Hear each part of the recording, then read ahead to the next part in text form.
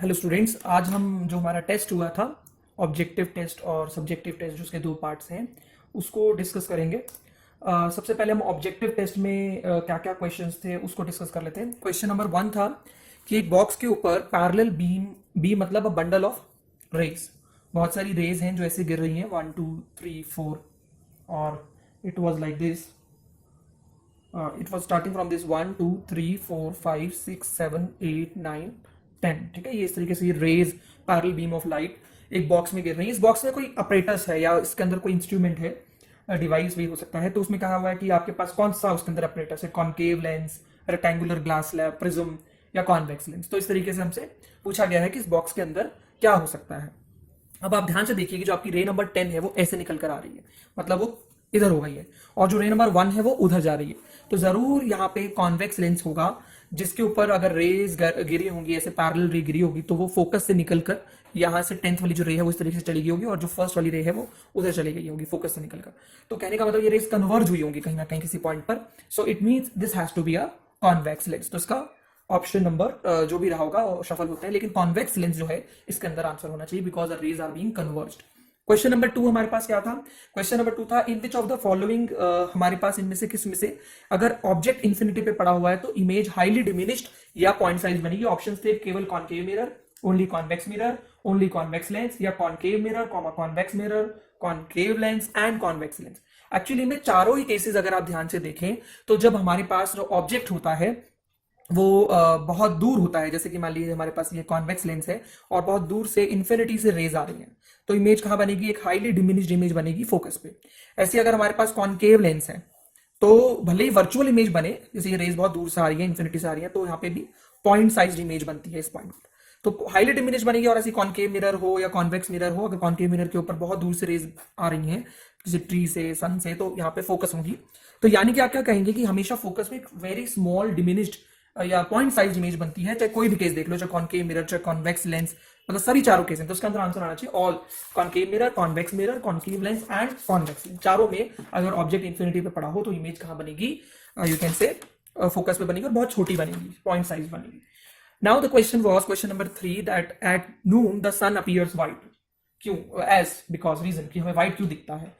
हमें पता है कि अगर ये अर्थ है और अर्थ के आसपास ये एटमॉस्फेयर है, जब सन राइज हो रहा होता है, होराइजन के आसपास होता है, तो ये रेज ऐसे आ रही हैं, तो आपको पता है कि ये यहाँ तक आते हुए रिफ्रैक्ट भी होती हैं और ह्यूमन तक पहुंचते हुए, यहाँ पर किसी व्यक्ति तक पहुंचते हुए जब वो तो देखता है तो सन रेज को ज्यादा दूरी ट्रैवल करनी पड़ती है। यही सन जब एकदम ओवरहेड होता है तो हमारे तक आते हुए उसको कम एटमोस्फेयर में कम चलना पड़ता है। यहाँ पे ज्यादा चलना पड़ रहा है क्योंकि साइड से रेज आ रही है, और यहाँ पे कम चलना पड़ रहा है। तो एट नून जब सन बिल्कुल ओवरहेड होता है तो हमारे आंखों पे पहुंचने वाली लाइट सन से कम दूरी चलकर आती है। कम दूरी चल के आएगी तो कम मॉलिक्यूल्स के साथ टकराएगी, या आप कह सकते हैं अक्रॉस आएगी, उसका इंटरेक्शन होगा, तो उसकी कम स्कैटरिंग होगी। तो यहाँ पे तो क्या होता है कि ब्लू कलर स्कैटर हो जाता है, तो उसकी वजह से हमें ब्लू कलर का स्काई दिखता है, हमें पता है। और उसके अंदर आप क्या कहोगे, जो लाइट हमारी तक पहुंचती है वो मेनली रेड कलर की रहती है, इसलिए हमें सन का कलर रेडिश दिखता है। लेकिन नून के टाइम पे जब बिल्कुल सन ओवरहेड होता है उस समय हमें जो सन है उसका कलर व्हाइट दिखता है। तो उसके व्हाइट दिखने का कारण क्या है, आप क्या कहेंगे? Because the light is least scattered, या सबसे कम स्कैटर होती है, क्योंकि वो इस दौरान, क्योंकि वो मॉलिक्यूल जिसको स्कैटर करना है वही कम आते हैं उसके रास्ते में, क्योंकि वो कम दूरी चलकर आ रही है।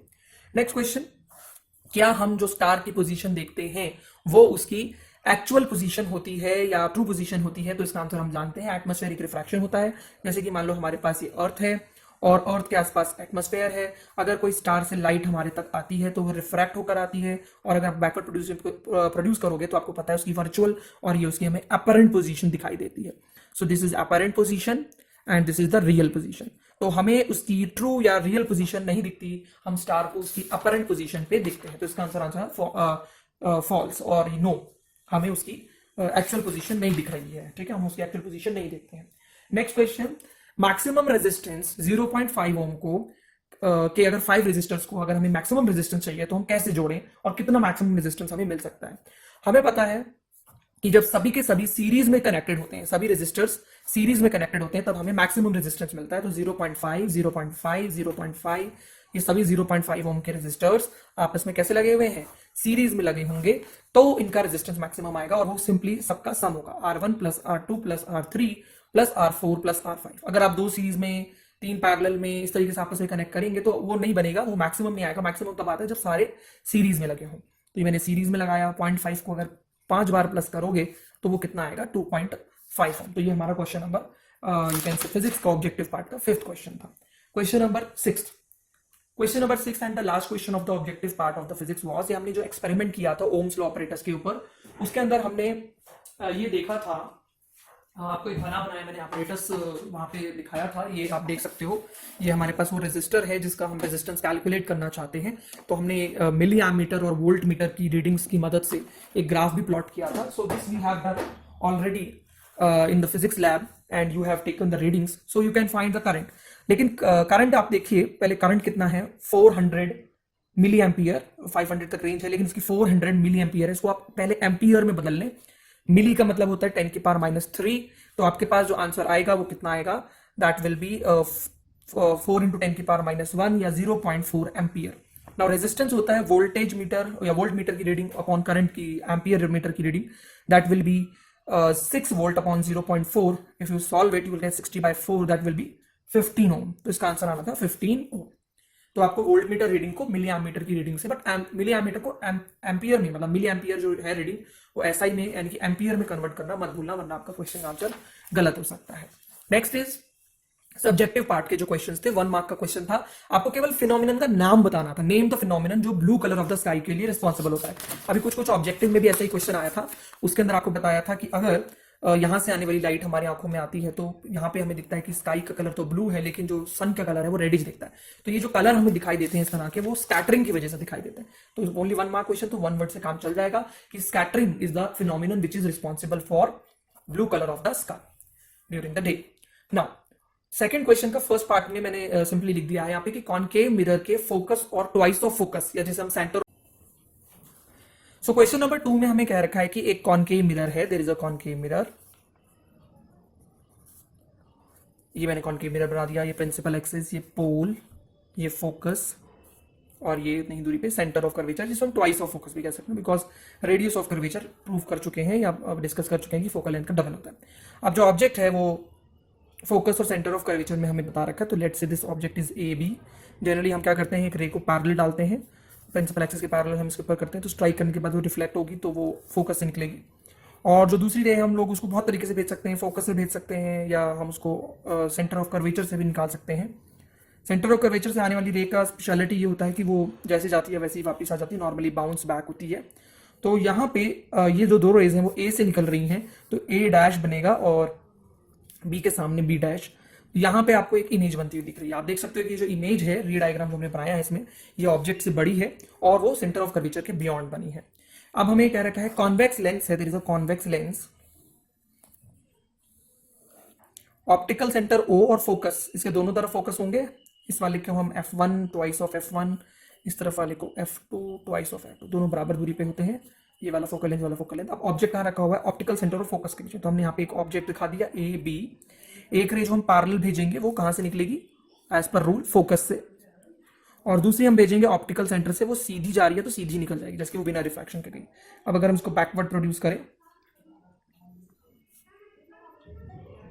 तो दे विल मीट हियर। तो ऑब्जेक्ट से बड़ी सेम साइड पे ए डैश बी डैश एक वर्चुअल इरेक्ट और मैग्नीफाइड इमेज यहाँ पे बन रही है। ये वर्चुअल नहीं है, ये रियल है, यहाँ पे जो बन रही है वो वर्चुअल है। तो एक क्वेश्चन आपको रियल का दिया था, एक आपको वर्चुअल का। Next question was numerical based on the chapter electricity, जो भी हमारा लेटेस्ट हुआ है कंप्लीट।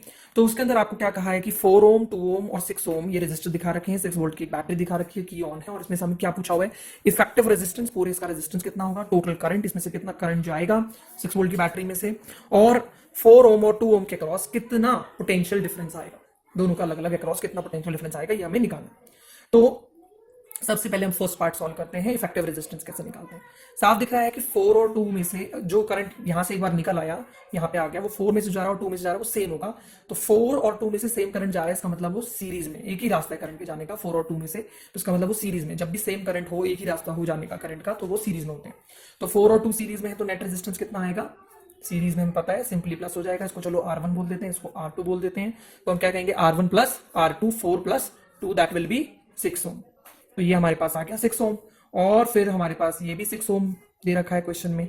अब ये 6 ओम और 6 ओम तो आपस में पैरेलल में जुड़े हुए हैं। ये कैसे जुड़े हुए हैं आपस में? पैरेलल में जुड़े हुए हैं। तो पैरेलल में जुड़े होने की वजह से इनका नेट रेजिस्टेंस कितना आएगा? 1 अपॉन आर नेट। ये इन दोनों को मिला के 6 आ गया है, तो 1 अपॉन, इसको आर एस कह देते हैं, इसको आर थ्री कह देते हैं, ये तो आर एस है सीरीज में जिन दोनों का नेट आया है, और इसको आर थ्री कह देते हैं। तो 1/6 प्लस 1/6, तो 1 अपॉन आर नेट कितना आएगा? 6 का तो एलसीएम आ गया ऊपर 2, तो 1 upon R net is equal to 1/3, तो R net is equal to 3 ohm. So this is 3 ohm. तो हमारा नेट रेजिस्टेंस आ गया। बी पार्ट में हमें क्या कैलकुलेट करना है? करंट। अब हमारे पास नेट रेजिस्टेंस है, तो ये 6 वोल्ट की बैटरी में से कितना करंट जाएगा वो हम निकाल लेंगे। ओम्स लॉ से V is equal to I R, तो आई कितना आएगा? V by R. तो V हमारे पास कितना है? 6 वोल्ट की बैटरी दिख रही है। कितना रेजिस्टेंस आया? पूरे रेजिस्टेंस इन सबका नेट कितना आया है? 3 ओम। तो 3 से डिवाइड करेंगे तो 2 ampere current is the current that is being drawn from the battery into the circuit. This is the total current in the circuit. अब हमें क्या करना है? हमें 4 ओम और 2 ओम के अक्रॉस अलग अलग पोटेंशियल डिफरेंस निकालना है। उसके लिए हमें पहले पता लगाना पड़ेगा कि इस पूरे सर्किट में से कितना करंट जा रहा है। आपने देखा कि 4 और 2 का नेट रेजिस्टेंस आया 6, और ये 6 और ये 6 मिलकर 6 वोल्ट की बैटरी के साथ पैरेलल में है। जब कोई चीज पैरेलल में होती है तो उसकी वोल्टेज, कोई रेजिस्टर्स पैरेलल में होते हैं तो उनके अक्रॉस जो वोल्टेज होती है वो सेम होती है, और क्योंकि वो बैटरी से डायरेक्टली कनेक्टेड है तो हम कह सकते हैं कि जो बैटरी को वोल्टेज मिल रही है, बैटरी की वोल्टेज है, वो ही वोल्टेज किसकी होगी? 6 ओम के रेजिस्टर के अक्रॉस होगी। तो हम करंट पहले कैलकुलेट कर लेते हैं। करंट हम पहले कैलकुलेट कर लेते हैं। यहाँ पे current is equal to voltage upon resistance. I am again writing, but this time जो V अपॉन आर लिख रहे हैं हम, वो वाली वोल्टेज जो इन दोनों के अक्रॉस है वो कितनी है? 6 ही है। लेकिन रेजिस्टेंस कितना है इस बार? 6 ओम है, तो हम यहाँ पे 6 ओम रख देंगे, यहाँ पे 6 ओम रख देंगे। So the current is 1 ampere. वैसे भी हमें पता होना चाहिए कि अगर ये दोनों बराबर है तो ये तो बड़ा स्पेशल और इजी केस है कि अगर ये दोनों बराबर है और इसमें से 2 एम्पियर करंट निकल रहा है तो सेम रेजिस्टेंस होने की वजह से सेम सेम करंट डिवाइड होगा, बटेगा। तो इसमें से 1 चला जाएगा तो बाकी बचा हुआ 1 उसमें चला जाएगा, तो 1 एम्पियर करंट आ गया। अब हम ये कह रहे हैं कि हमारा जो 4 ओम और ये जो 2 ओम रेजिस्टर है, इन दोनों में से 1 एम्पियर करंट जा रहा है, 1 एम्पियर करंट पास कर रहा है। तो अगर दोनों में से 1 एम्पियर करंट पास कर रहा है तो इसके क्रॉस जो वोल्टेज आएगी उसको V1 कह देते हैं, और इसके क्रॉस जो वोल्टेज है उसको हम V2 कह देते हैं। तो V1 कितना होगा? I into R1। I current कितना है? 1 एम्पियर, और रेजिस्टेंस कितना है? 4, तो 4 वोल्ट आ गया। और V2 कितना आ जाएगा हमारे पास? IR2।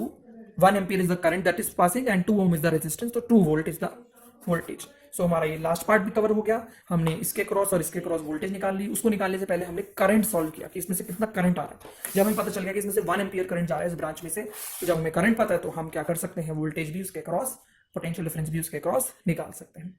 तो अभी हमारा ये जो क्वेश्चन पेपर था ये डिस्कस हो चुका है। साइंस का जो फिजिक्स पोर्शन था, सेक्शन था। अभी आप लोग क्या करेंगे? करंट इलेक्ट्रिसिटी चैप्टर के रिवीजन को कंटिन्यू करेंगे, क्योंकि आगे भी जो हमारा चैप्टर आ रहा है वो है मैग्नेटिक इफेक्ट्स ऑफ करंट। उसमें हम करंट के मैग्नेटिक इफेक्ट्स पढ़ेंगे।